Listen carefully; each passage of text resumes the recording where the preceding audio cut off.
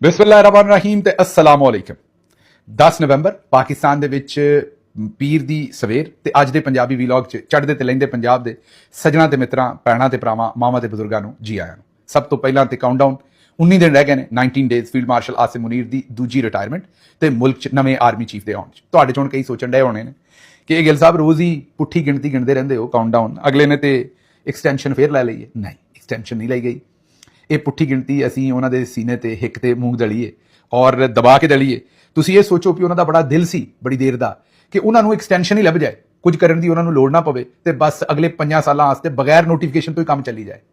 ਤੁਸੀਂ ਤੇ ਅਸੀਂ ਰਲ ਕੇ ਇੰਨਾ ਰੌਲਾ ਪਾਇਆ ਹੈ ਕਿ ਪਹਿਲਾਂ ਉਹਨਾਂ ਨੂੰ ਇਹ ਦੱਸਣਾ ਪਿਆ ਵੀ ਪਹਿਲਾਂ ਆਂਦੇ ਸਾਨੂੰ ਨੋਟੀਫਿਕੇਸ਼ਨ ਚਾਹੀਦਾ ਹੀ ਨਹੀਂ, ਚਿੱਤੇ ਨਾ ਤੁਹਾਨੂੰ, ਆਂਦੇ ਸਾਨੂੰ ਨੋਟੀਫਿਕੇਸ਼ਨ ਚਾਹੀਦਾ ਹੀ ਨਹੀਂ, ਫਿਰ ਆਂਦੇ ਸਨ ਕਿ ਨਹੀਂ ਨੋਟੀਫਿਕੇਸ਼ਨ ਤੋਂ ਬਗੈਰ ਹੀ 5 ਸਾਲ ਹੀ ਠੀਕ ਹੈ, ਫਿਰ ਆਏ ਨਹੀਂ ਨੋਟੀਫਿਕੇਸ਼ਨ ਤੋਂ ਬਗੈਰ 2 ਸਾਲ ਹਜੇ ਹੋਰ ਠੀਕ ਨੇ। ਹੁਣ ਆਪੇ ਸੋਚੋ ਵੀ ਇਸ ਰੌਲਾ ਪਾਉਣ ਦਾ ਤੁਹਾਡੇ ਤੇ ਸਾਡੇ ਸਾਰਿਆਂ ਦੇ ਰਲ ਕੇ, ਇਕੱਲੇ ਮੈਂ ਨਹੀਂ ਪਾਇਆ, ਮੇਰੇ ਤੋਂ ਇਲਾਵਾ ਵੀ ਲੋਕਾਂ ਨੇ ਪਾਇਆ, ਤੁਸੀਂ ਵੀ ਪਾਇਆ, ਪਰ ਰਲ ਮਿਲ ਕੇ ਜਿਹੜਾ ਰੌਲਾ ਪਾਉਣ ਦਾ ਇਹ ਕਿ ਨੋਟੀਫਿਕੇਸ਼ਨ ਤੇ ਦੂਰ ਦੀ ਗੱਲ ਤਰਮੀਮ ਕਰਵਾਉਣੀ ਪੈਣ ਡਈ, ਪੂਰਾ ਆਈਨ ਲੁੱਟਣਾ ਪਿਆ ਫੀਲਡ ਮਾਰਸ਼ਲ ਸਾਹਿਬ ਨੂੰ ਆਪਣੇ ਆਪ ਨੂੰ ਬਚਾਉਣ ਵਾਸਤੇ।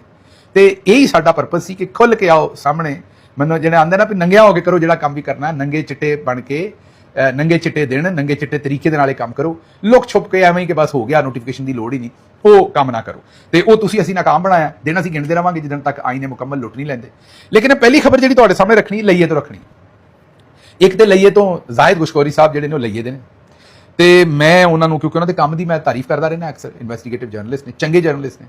ਮੈਂ ਕੱਲ ਪਰਸੋਂ ਵੀ ਤਾਰੀਫ ਕੀਤੀ ਸੀ, ਪਰ ਉਹਨਾਂ ਆਖਿਆ ਵੀ ਗਿੱਲ ਸਾਹਿਬ ਤੁਹਾਡਾ ਮੈਂ ਜਿਹੜਾ ਨਾ ਤੁਹਾਡੀ ਪੱਗ ਥੱਲੇ ਕਰਨੀ। ਮੈਂ ਜੇ ਤਾਰੀਫ ਕਰਕੇ ਹਟਿਆ ਸੀ ਤਾਂ ਉਹਨਾਂ ਨੇ ਇਹ ਟਵੀਟ ਠੋਕ ਦਿੱਤਾ। ਇਹ ਟਵੀਟ ਦੇ ਵਿੱਚ ਉਹਨਾਂ ਨੇ ਕਿਹਾ ਕਿ ਜਿਹੜੀ ਆਸਫਾ ਭੁੱਟੋ ਹੈ ਉਹ ਮਰੀਮ ਨਵਾਜ਼, ਆਪਣਾ ਮਰੀਮ ਕਹਿ ਦਿੱਤਾ, ਬੇਨਜ਼ੀਰ ਭੁੱਟੋ ਸਾਹਿਬ ਦੀਆਂ ਕਾਪੀ ਨੇ ਤੇ ਮਾਸ਼ਾਅੱਲਾ ਬਿਲਕੁਲ ਆਪਣੀ ਮਾਰਗੀ ਹੈ। ਅੱਛਾ, ਇਹ ਹੁਣ ਟਵੀਟ ਦੀ ਜ਼ਾਹਿਦ ਗੁਸ਼ਕੌਰੀ ਸਾਹਿਬ ਵਰਗੇ ਲੈਵਲ ਦੇ ਬੰਦੇ ਕੋਲੋਂ ਮੈਂ ਕੋਈ ਇੱਕ ਤੋਕੋ ਨਹੀਂ ਸੀ ਕਰ ਰਿਹਾ, ਕਿਉਂਕਿ ਇਹ ਕਿਹੜਾ ਮਾਲਸ਼ੀਏ ਨੇ, ਕੋਈ ਇਹ ਚੰਗੇ ਭਲੇ ਠੀਕ ਜਰਨਲਿਸਟ ਨੇ, ਇਹਨਾਂ ਦਾ ਕੰਮ ਇਹ ਮਾਲਿਸ਼ ਵਾਲਾ ਕਿਦੋਂ ਹੋ ਗਿਆ, ਮੇਰਾ ਮਤਲਬ ਇਹ ਜਿਹੜਾ ਖੁਸ਼ਾਮਦ ਵਾਲਾ ਕਿਦੋਂ ਹੋ ਗਿਆ। ਮੈਂ ਤੇ ਇਹਨਾਂ ਦਾ ਬੜਾ ਇਹਤਰਾਮ ਕਰਦਾ, ਚੰਗੇ ਜਰਨਲਿਸਟ ਨੇ। ਕਿ ਮੈਨੂੰ ਸਮਝ ਨਹੀਂ ਆਈ, ਮੈਂ 2-3 ਵਾਰੀ ਦੇਖਿਆ ਟਵੀਟ, ਫਿਰ ਮੈਨੂੰ ਨਹੀਂ ਸਮਝ ਆਈ। ਕੋਈ ਚਲੋ ਔਰਤ ਗੱਲ ਕਰੇ ਕਿ ਸ਼ਕਲ ਦੀ ਰਿਜ਼ੈਂਬਲੈਂਸ ਹੈ, ਇਹਨਾਂ ਦਾ ਤੇ ਕੰਮ ਨਹੀਂ ਬਣਦਾ ਵੀਰ ਸਾਡੇ ਦਾ ਵੀ ਇਹ ਗੱਲ ਕਰਨ ਕਿ ਜਨਾਬ ਸ਼ਕਲ ਦੀ ਰਿਜ਼ੈਂਬਲੈਂਸ ਹੈ। ਇੱਥੇ ਕੋਈ ਬੇਨਜ਼ੀਰ ਸਾਹਿਬਾਂ ਦੀ ਕੋਈ ਸ਼ਕਲ ਦੀ ਗੱਲ ਤਾਂ ਨਹੀਂ ਹੋ ਰਹੀ, ਅੱਲਾ ਉਹਨਾਂ ਨੂੰ ਜੰਨਤ 'ਚ ਜਗ੍ਹਾ ਦੇਵੇ। ਉਹ ਤੇ ਇੱਕ ਪੋਲੀਟੀਕਲ ਪਰਸਨੈਲਿਟੀ ਸਨ। ਆਸਫਾ ਭੁੱਟੋ ਨੇ ਅਗਰ ਉਹਨਾਂ ਦੇ ਕਦਮਾਂ ਤੇ ਚੱਲਣਾ ਹੈ ਤੇ ਪੋਲੀਟੀਕਲੀ ਆਪਣੀ ਸਟਰਗਲ ਕਰਨੀ ਚਾਹੀਦੀ ਹੈ ਤੇ ਫਿਰ ਉਹਨਾਂ ਨੂੰ ਆਪਣਾ ਨਾਂ ਪ੍ਰੂਵ ਕਰਨਾ ਚਾਹੀਦਾ। ਤਾਂ ਅੱਜ ਤੋਂ 35-40 ਸਾਲਾਂ ਬਾਅਦ ਅਗਰ ਕੋਈ ਉਹਨਾਂ ਨੂੰ ਕਵੇ ਕਿ ਆਪਣੀ ਮਾਰ ਕੇ ਕੰਮ ਇਹਨਾਂ ਨੇ ਵੀ ਕੀਤੇ ਨੇ ਤਾਂ ਸਮਝ ਆਉਂਦੀ ਹੈ। ਇਸ ਵੇਲੇ ਤੇ ਉਹਨਾਂ ਨੇ ਬੜਾ ਦਾਗਦਾਰ ਕੰਮ ਕੀਤਾ ਹੋਇਆ, ਔਰ ਉਹ ਇਹ ਕੀਤਾ ਹੈ ਕਿ ਜਿਹੜਾ ਉਹਨਾਂ ਦਾ ਮੁਖਾਲਫ ਉਮੀਦਵਾਰ ਸੀ ਉਹਨੂੰ ਅਗਵਾ ਕਰਵਾ ਲਿਆ ਸੀ ਤੇ ਅਗਵਾ ਕਰਾ ਕੇ ਉਹ ਬਿਲਾ ਮੁਕਾਬਲਾ ਜਿੱਤ ਕੇ ਆਏ ਨੇ। ਬਿਲਕੁਲ ਉਂਝ ਜਿਵੇਂ ਉਹਨਾਂ ਦੇ ਨਾਨਾ ਨੇ, ਆਪਣੇ ਜ਼ੁਲਫਕਾਰ ਅਲੀ ਭੁੱਟੋ ਸਾਹਿਬ ਨੇ ਵੀ ਇਹੀ ਕੰਮ ਕੀਤਾ ਸੀ, ਆਪਣੇ ਮੁਖਾਲਫੀ ਨੂੰ ਅਗਵਾ ਕਰਵਾ ਕੇ ਜ਼ਬਰਦਸਤੀ ਉਹ ਵੀ ਜਿੱਤੇ ਸਨ। ਇਹ ਵੀ ਉਹੀ ਕੰਮ ਕਰਕੇ ਆਏ ਨੇ। ਤੇ ਇਹ ਕੋਈ ਬਾਰ ਮੈਨੂੰ ਸਮਝ ਨਹੀਂ ਆਈ ਗੁਸ਼ਕੌਰੀ ਸਾਹਿਬ ਨੇ ਕੀ ਕੀਤਾ। ਲੇਕਿਨ ਲਈਏ ਤੋਂ ਹੀ ਸਾਡੇ ਕੋਲ ਇੱਕ ਹੋਰ ਖਬਰ ਹੈ।